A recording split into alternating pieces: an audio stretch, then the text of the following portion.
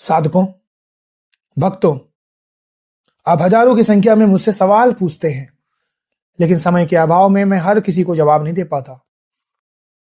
पर अब महादेव के आदेशानुसार, उनकी प्रेरणा से मैंने इसका एक अघोर तरीका निकाल लिया है।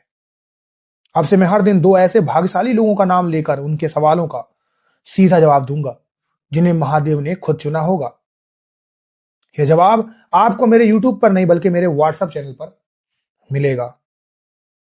इस वीडियो के कमेंट बॉक्स पे जाइए, मैंने WhatsApp चैनल का लिंक वहां पिन कर दिया है। अभी उस लिंक से जुड़िए और अपना सवाल कमेंट कीजिए। क्या पता कल की ब्रह्मावेला में महादेव की कृपा से अगला नाम आपका ही हो। देर मत कीजिए, मार्ग खुला है, आदेश। आप मंदिर जाते हैं, हजारों की भेंट चढ़ाते हैं, घंटों लाइन में लगते हैं,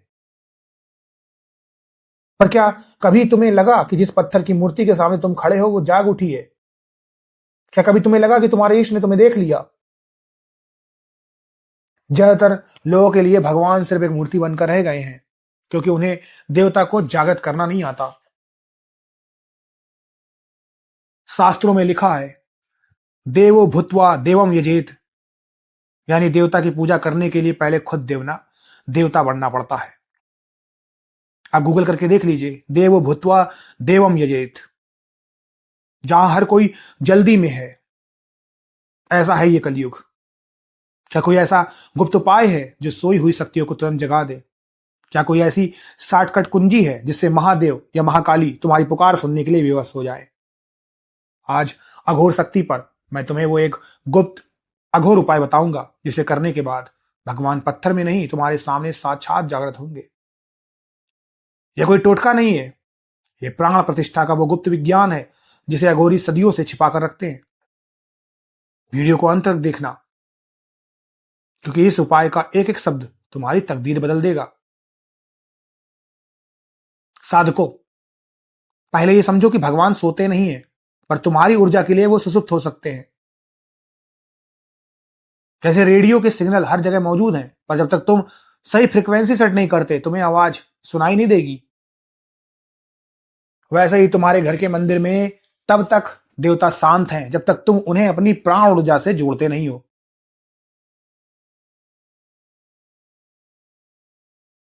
लोग गलती क्या करते हैं?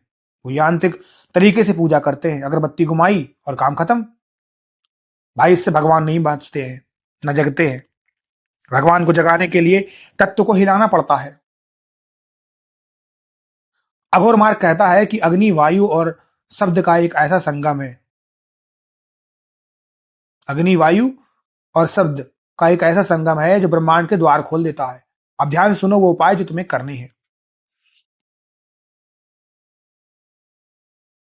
ये उपाय तुम्हें शनिवार या मंगलवार की रात 11 बजे के बाद करना है। अपने इष्ट देव की मूर्ति या चित्र के सामने एक अखंड दीपक जलाओ। घी का हो तो उत्तम, वरना तिल का तेल। अब उस दीपक की लौ को अपनी आंखों की सीध में रखो। इसे हम अघोर विद्या में दीप त्राटक कहते हैं। लौ की ओर बिना पलक झपकाए देखो और अपने मन के भीतर उस देवता का बीज मंत्र जपो। पर यहां एक गुप्त बात है। जब तुम मंत्र जपो तो महसूस करो कि तुम्हारी सांसों की गर्मी उस मूर्ति को स्पर्श कर रही है।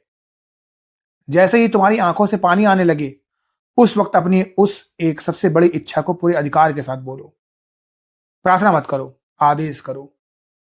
क्योंकि भक्त जब अपनी मर्यादा में रहकर प्रेम से पुकारता है तो भगवान को जागृत होना ही पड़ता है। यह दृष्टि योग साक्षात पत्थर को चैतन्य कर देता है। उपाय का दूसरा हिस्सा है शब्द का प्रहार। भगवान को जगाने के लिए मंत्र को मधुर संगीत के तरीके से नहीं बल्कि हंकार के साथ जपा जाता है। अघोर मार्ग में हम हुंकार का प्रयोग करते हैं।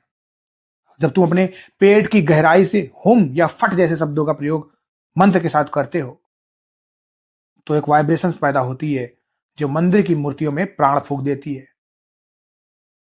इस उपाय को लगातार 3 रातें करके देखो। तुम्हें महसूस होगा कि मूर्ति के चेहरे के भाव बदल रहे हैं। तुम्हें लगेगा कि मूर्ति मुस्कुरा रही है या उसकी आंखों में चमक आ गई। जिस क्षण तुम्हें यह एहसास हो जाए तो समझ लेना कि तुम्हारे देवता जागृत हो चुके हैं। अब तुम जो मांगोगे वो उसी पल सिद्ध हो जाएगा। साधकों, यह उपाय बहुत शक्तिशाली है, इसलिए इसकी कुछ शर्तें भी हैं। सबसे पहली शर्त, जब तुम देवताओं को जागृत करने का प्रयास कर रहे हो तो तुम्हारा शरीर और मन कांच की तरीके से साफ होना चाहिए। इस उपाय को करते समय कोई तुम्हें देखे नहीं। अगर किसी को पता चल गया कि तुम क्या कर रहे हो तो ऊर्जा बिखर जाएगी। तीसरा, भगवान को जगाने का मतलब यह नहीं कि तुम उसके मालिक बन गए, तुम उनके सेवक हो और यह उपाय सिर्फ उनसे संबंध जोड़ने के लिए है। अब बात आती है कि जागृत होने के साक्षात लक्षण तुम्हें कैसे पता चलेंगे।